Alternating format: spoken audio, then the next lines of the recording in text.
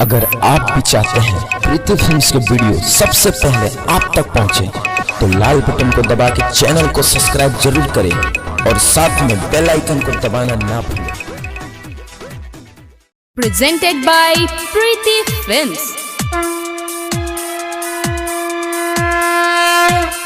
बोला बोला दुर्गा मैया की।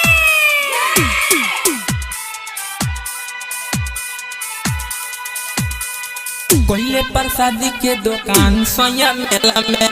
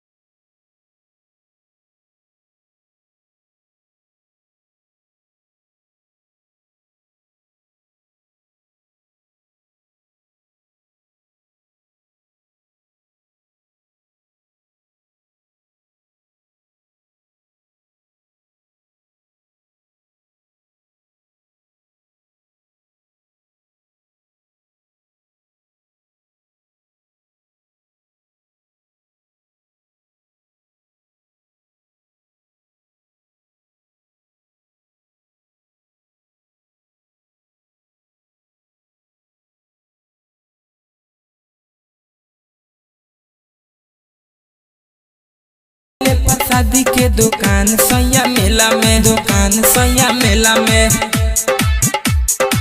बोला बोला दुर्गा मैया की। DJ Mixing Point Madanpur Charlani Nepal DJ Mixing Point Madanpur कोयले प्रसादी के दुकान सोया मेला में।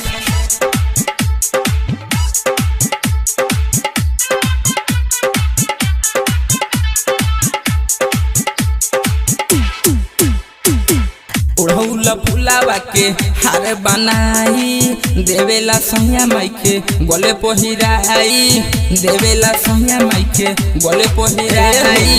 उड़ौला फुलावा के हार बनाई देवेला सोया माई के गोले पहिराई।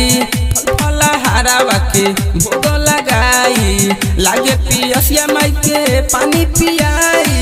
उड़ौला फुलावा के हार बनाई देवेला सोया माई के गले पहिराई।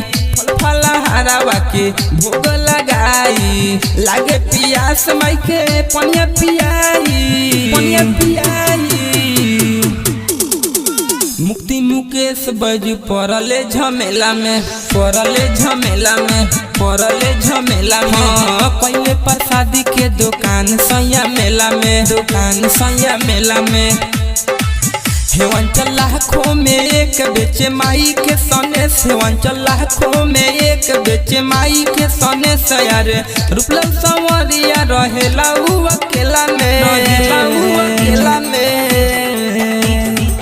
पहले प्रसादी के दुकान सैया मेला में दुकान सैया मेला में संतोष मदनपुर पहले प्रसादी के दुकान राजा मेला में दुकान राजा मेला में प्रीति फिल्म्स रिकॉर्डिंग स्टूडियो चिरैया चिरैया चिरैया।